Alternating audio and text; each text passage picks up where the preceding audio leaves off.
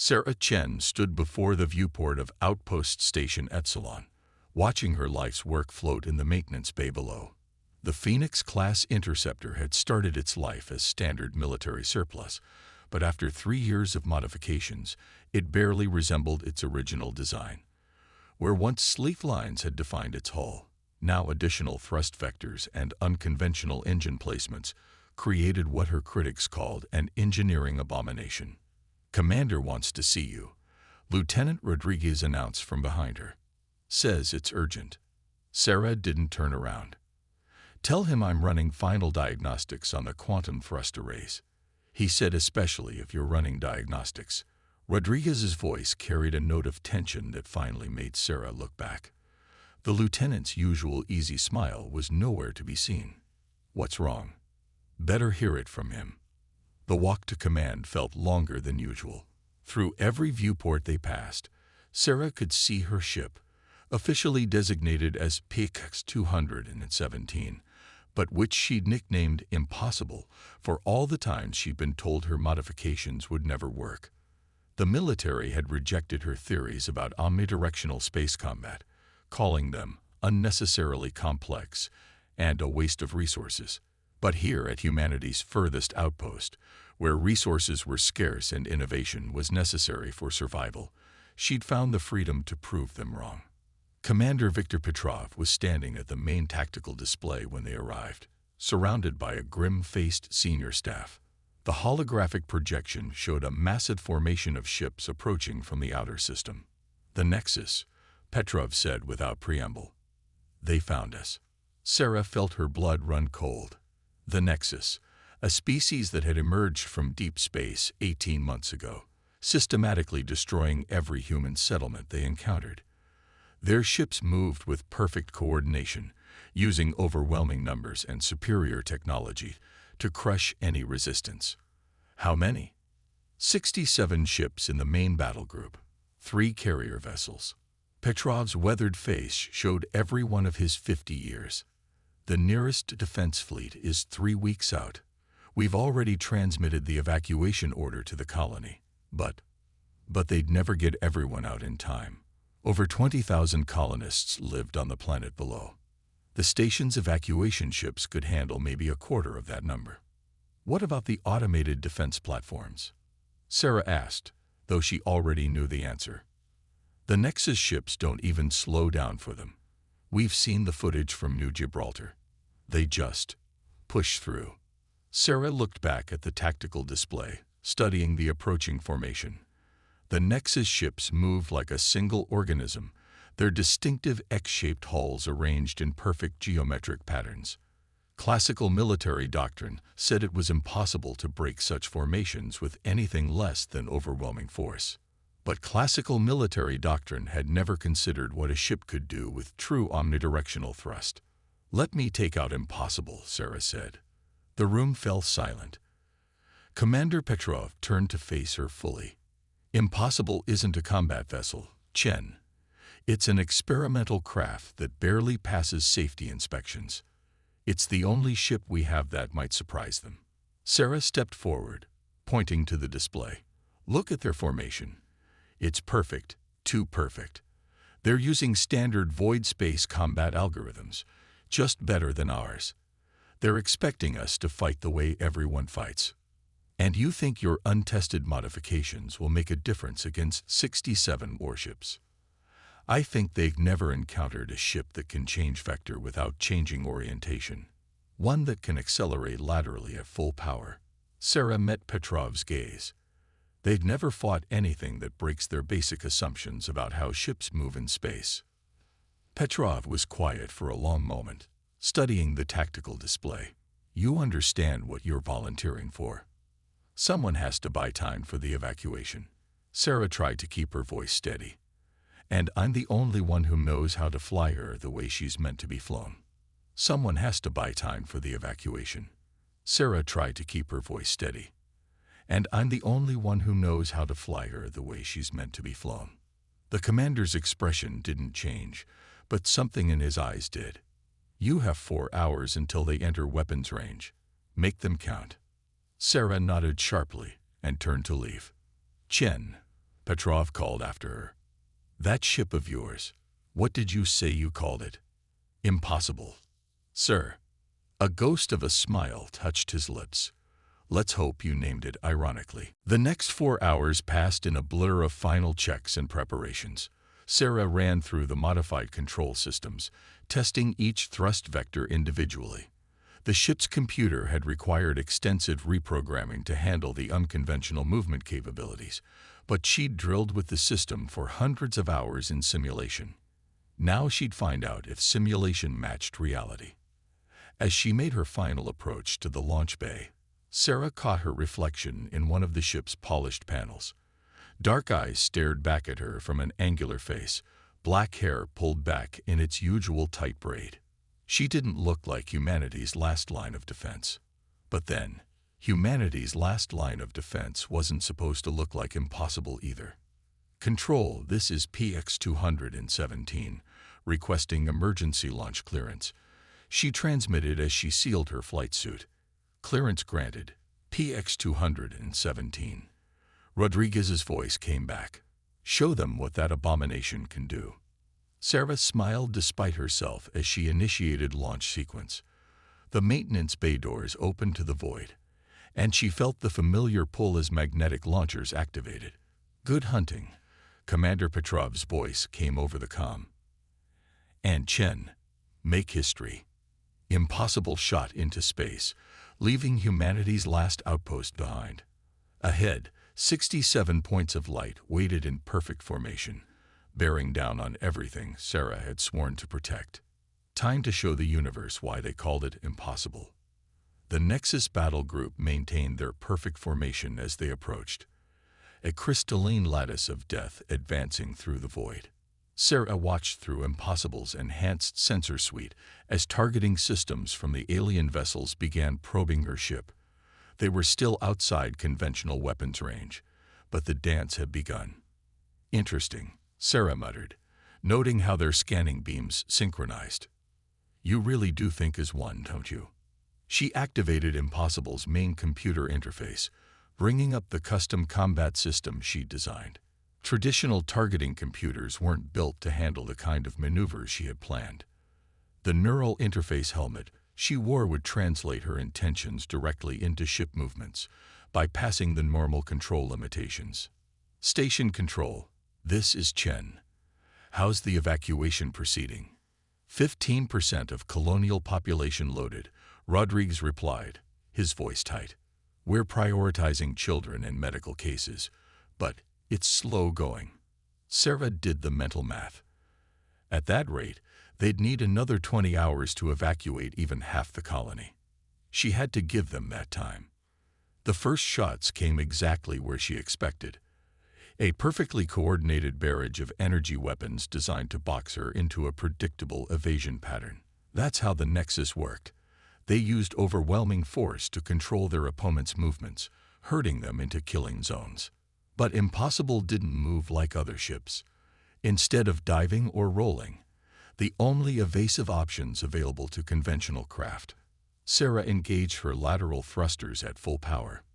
Impossible shot sideways at maximum acceleration, while maintaining its forward orientation and weapons lock.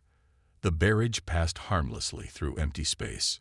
Through her neural interface, Sarah felt the alien vessel's confusion ripple through their targeting systems. Their next volley came faster, adjusting for her lateral movement, but now she engaged the vertical thrusters, while simultaneously firing her main weapons. Her shots weren't meant to damage. Against their shields, her weapons were barely an annoyance, but the pattern of her attack forced the nearest Nexus ships to adjust their formation slightly, a crack in their perfect geometry. That's all she needed. "Let's see how well you coordinate when you can't predict movement," Sarah whispered, engaging all thrust vectors in a pattern that would have torn a normal ship apart.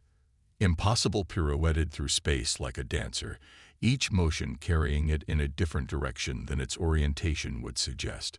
The Nexus formation began to shift, trying to compensate for movement patterns their combat computers couldn't categorize.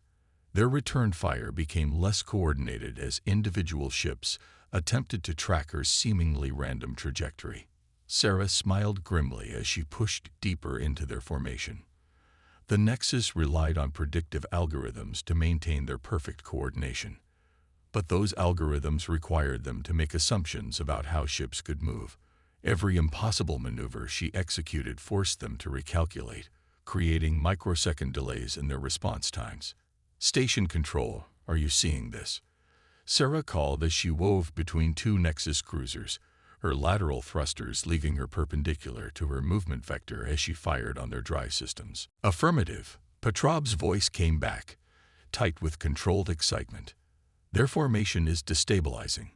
Whatever you're doing, keep it up. The next hour was a blur of constant motion.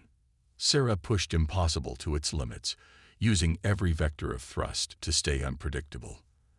The Nexus ships were faster, better armed, and more heavily armored, but they couldn't hit what they couldn't predict. She picked her targets carefully, focusing on drive systems and sensor arrays. A direct kill shot against their shields was impossible, but she could degrade their ability to maintain their precise coordination. With each pass, more ships were forced to break formation to compensate for damaged systems. But she couldn't keep it up forever. Impossible's power systems were running hot, and even with her modifications, the structural integrity couldn't handle this kind of strain indefinitely. She needed to do more than just survive. She needed to prove humanity wasn't worth the cost of conquering. That's when she saw it. The carrier vessels at the heart of their formation maintained a specific distance from each other, exactly the same distance, down to the meter. Their positioning hadn't changed even as the rest of the formation degraded. They're linked, Sarah breathed, understanding flooding through her. The carriers are sharing processing power. They're the coordination hub. She checked her weapons status. Main guns were almost drained, but she still had a full complement of missiles, technically classified as mining charges, modified with military-grade propulsion systems. Another of her unauthorized improvements. Station control. I'm going to try something stupid. Do we want to know what? Rodriguez asked. Probably not. Sarah began programming the missile's guidance systems. But you might want to record it. Either it'll be historic, or you can use it as a lesson in what not to do. She waited until a group of Nexus ships came around for another attack run, then executed her most devastating maneuver yet. All thrust vectors fired simultaneously, sending Impossible spinning in a controlled tumble that no tracking system could follow. As warnings blared about structural stress, she launched every missile she had. The missiles scattered in all directions, their modified engines making them just as unpredictable as their mothership. The Nexus vessels' point defense systems tracked some, but others slipped through, detonating not against shields, but in carefully calculated positions between the three carrier ships. The explosions weren't meant to damage. Instead, the electromagnetic pulses from multiple simultaneous detonations created a cascade of interference between the linked carrier vessels. For just a moment, their perfect coordination shattered. And in that moment, the entire Nexus battle group froze in space, their geometric formation collapsing into chaos. Station control. Sarah transmitted, trying to keep the strain out of her voice as she brought Impossible's tumble under control. Please tell me you got that on sensors. Every bit, Petrov replied. His voice held something she'd never heard before. Respect. They're pulling back, Chen. The whole battle group is retreating. Sarah let out a breath she hadn't realized she'd been holding. Through the viewport, she could see the Nexus ships reorganizing, but this time in a withdrawal formation. She'd done more than survive. She'd shown them that their technological superiority wasn't absolute. Coming home, she said, running damage control checks. How's the evacuation? 40% loaded, Rodriguez reported. And Chen, the Nexus ships are transmitting something. It's not an attack pattern. I think it might be a communication attempt. Sarah looked at the retreating alien fleet, a smile tugging at her lips. Well, that's interesting. Maybe they're ready to talk to the people with the primitive ships.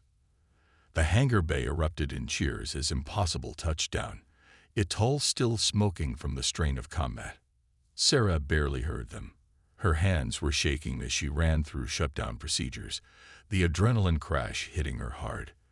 The neural interface helmet felt heavier than usual as she pulled it off. "They're still transmitting." Rodriguez's voice came through her comm. "Whatever the Nexus is trying to say, they're persistent about it." "Have we decoded anything?" Sarah asked, working to unfasten her restraints. "It's not encrypted. That's what's weird. It's being broadcast in plain radio waves, but the pattern." He paused. "You should see this yourself." By the time Sarah made it to the command center, her legs had mostly stopped shaking. Commander Petrov was waiting with his senior staff, all gathered around a holographic display showing a repeating signal pattern. "Look familiar?" Petrov asked as she approached. Sarah studied the wavelength display, her eyes widening. That's a thrust vector analysis. They're broadcasting my flight patterns back to us." "Not just broadcasting." Lieutenant Wong from Communications cut in. "They're asking questions. See these variations. They're trying to understand how you achieve those vectors." Sarah leaned closer to the display. The Nexus transmission was indeed a mathematical deconstruction of Impossible's movement patterns, interwoven with what appeared to be requests for clarification on specific maneuvers. They weren't just acknowledging her tactics. They were studying them. "They want to learn from us," she said softly. "A species advanced enough to coordinate 67 ships as a single organism, and they're asking us about basic propulsion theory." "Not us," Petrov corrected. "You, your ship, your innovations." He turned to face her fully. "The question is, do we answer them?" Sarah considered the implications. The Nexus had destroyed multiple colonies, killed thousands, but their tactics had always been ruthlessly efficient. They eliminated resistance and moved on. This was the first time they'd shown any interest in communication. "Sir," she said slowly, "I think they're not what we assumed they were. Look at how they fight. Perfect coordination, shared processing, linked carrier vessels. What if they're not just coordinated? What if they're literally of one mind?" "A hive consciousness," Wong suggested. "That would explain their inability to adapt to individual tactical innovations. They think collectively, act collectively, and assume everyone else does too." Sarah finished. "Their entire strategy relies on predicting behavior patterns. When they couldn't predict us, they became curious." Petrov nodded. "Instead of seeing us as a threat to eliminate, they saw us as an anomaly to understand." He studied the transmission patterns again. "Can you respond in the same format? Mathematics and vector analysis?" "Yes, but..." Sarah hesitated. "Sir, if we do this, if we open this dialogue, we need to be ready for what we might learn, and what we might have to share."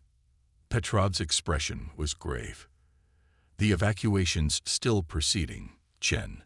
We'll maintain combat readiness, but this might be our best chance to prevent further bloodshed." He gestured to the communications station. "Show them what impossible really means." For the next several hours, Sarah worked with Wong to compose their response. They started with basic vector mathematics, demonstrating the principles behind Impossible's thrust configuration. Each transmission from the Nexus became more complex, more curious. They didn't just want to understand how the ship moved. They wanted to understand why humans had conceived of moving that way at all. "They're sending more," Wong announced early in the third hour. "But this is different. Look." The new transmission contained images, technical diagrams of Nexus vessels. They were showing their own propulsion systems, comparing them to Impossible's design. But more than that, they were showing proposed modifications, ways to incorporate Sarah's innovations into their own technology. They're offering to collaborate, Sarah realized. This isn't just communication anymore. This is cultural exchange. "There's more," Wong said quietly. "They're showing us their navigation charts. Colony locations we didn't know about, stellar phenomena they've mapped. They're offering to share their data." Sarah stared at the star charts appearing in their display. The Nexus had explored regions of space humanity hadn't even reached yet. All that knowledge, that experience, being offered freely because one primitive ship had shown them a new way to think. Send them our charts, she decided, and send them the full technical specifications for Impossible's thrust system. All of it. Petrov raised an eyebrow. You sure about that? It's your life's work. It's the reason they're talking to us at all. Sarah replied. They shared their technology first. We need to show the same trust. She smiled slightly. Besides, I've got plenty of other impossible ideas to work on. As if in response to her words, a new transmission began streaming in. This one was different. Not technical data or star charts, but a complex mathematical pattern that took several minutes to resolve. When it finally cleared, Sarah caught her breath. It was an invitation. The Nexus were offering to host a human delegation aboard their carrier vessel, not as enemies or even allies, but as fellow innovators. Well, Petrov said, reading the message, it seems your impossible ship just made first contact possible. He looked at Sarah. Think you're up for one more impossible mission? Sarah looked out the viewport at the Nexus fleet, no longer in attack formation but arranged in what she now recognized as a ceremonial pattern. Then she glanced down at Impossible, still bearing the scars of combat but standing proud in the hangar bay. Sir, she said with a smile, I'm starting to think that word doesn't mean what everyone thinks it means. Sarah had imagined first contact scenarios before. Most space pilots had, but nothing had prepared her for this. The Nexus carrier ship's docking bay dwarfed Impossible, its crystalline walls pulsing with subtle patterns of light that seemed to follow her movement. As she completed docking procedures, she realized the patterns weren't just decorative. They were observing, analyzing, learning. Coming aboard, she reported back to station control. And before you ask, no, I still can't describe what I'm seeing properly. Just keep broadcasting, Petrov replied. Every bit of data helps us understand our new friends. We'll find out, Sarah muttered, running final checks on her envirosuit. The Nexus had transmitted atmospheric data for their ship, but no one was taking chances. The airlock cycled, and Sarah stepped into an alien vessel for the first time in human history. The corridor ahead seemed to be growing from the floor, walls of translucent crystal forming and reforming as she watched. It took her a moment to realize she was seeing their version of dynamic architecture. The ship wasn't just responding to her presence, it was creating a path specifically for her. Incredible, she breathed. The entire vessel is adaptive. It's not just their combat formations that think collectively. Their technology does too. A soft chime echoed through the corridor, followed by a pattern of lights that beckoned her forward. Sarah followed, her scientist's mind racing to categorize everything she saw. The Nexus weren't just technologically advanced. They had an entirely different conception of what technology could be. The corridor opened into what she could only describe as a conference room, though it bore little resemblance to any human equivalent. The walls were alive with data streams, mathematical formulae, and technical diagrams, including, she noticed with surprise, complete schematics of Impossible. But it was the Nexus themselves that caught and held her attention.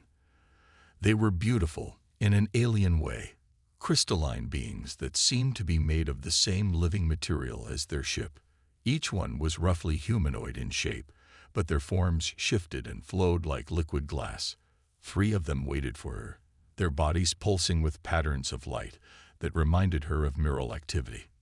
We are pleased to meet the one who thinks differently, a voice echoed in her mind. Not sound. Direct neural transmission, she realized. The patterns of light in their bodies synchronized as they communicated. We are the Nexus Coordination Hub. We speak for the collective. Sarah had been briefed on first contact protocols, but all of them seemed inadequate now. Instead, she fell back on what had brought her here, honest innovation. I'm Sarah Chen, she replied simply, engineer, pilot, and apparently now diplomat. Though I have to admit, I'm better with engines than negotiations. A ripple of light passed between the Nexus beings, their version of laughter, she wondered. As are we, they responded. Our collective has always focused on efficiency, on perfect coordination.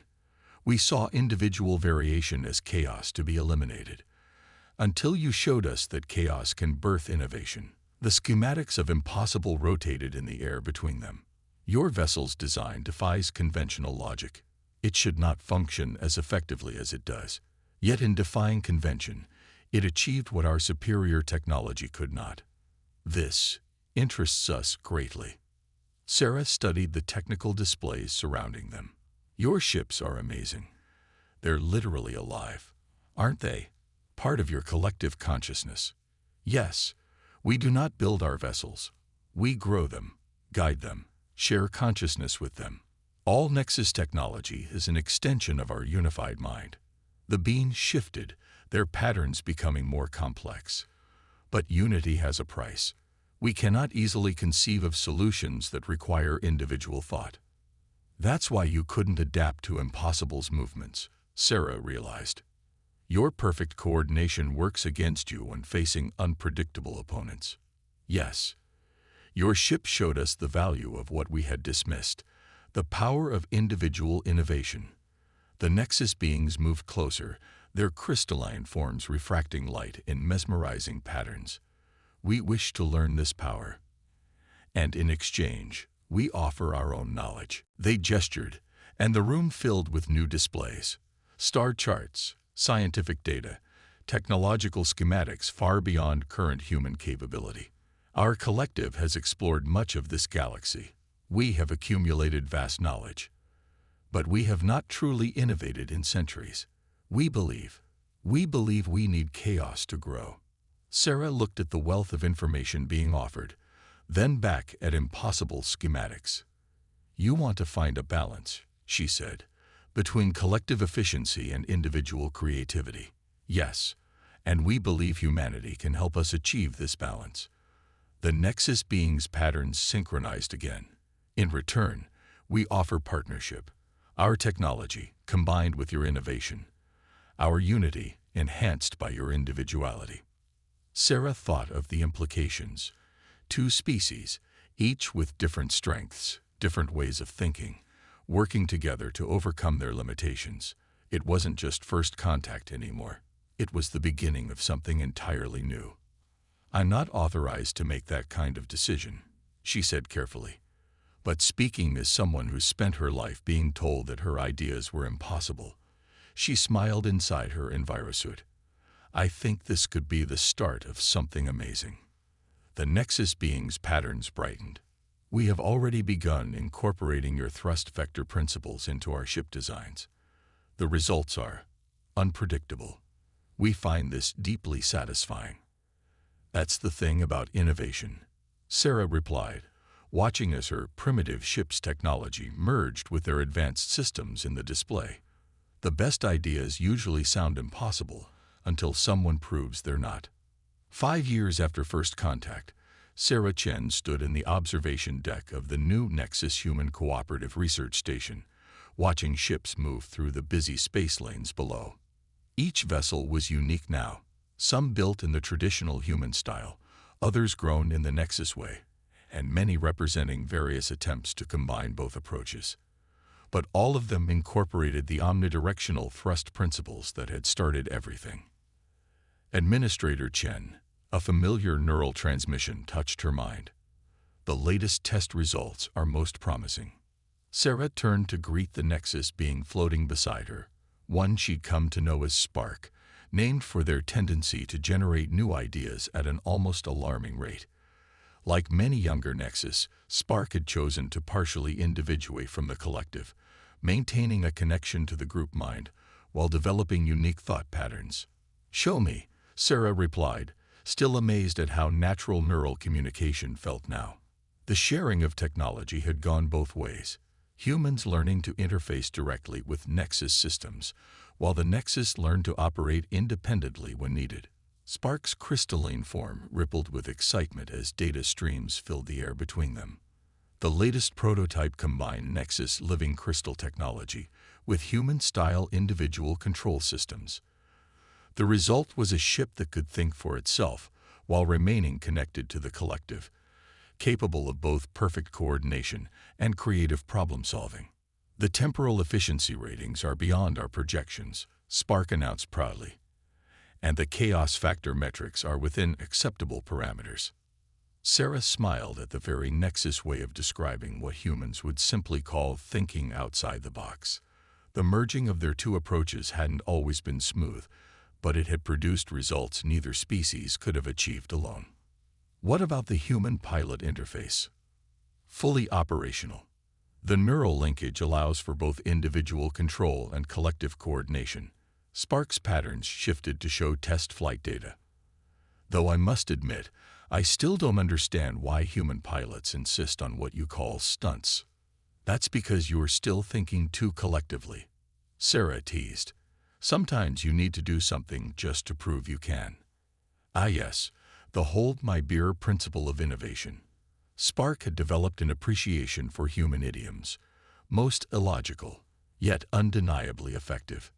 Their conversation was interrupted by a priority alert. A new ship was arriving, one of the first deep space explorers built using their combined technology.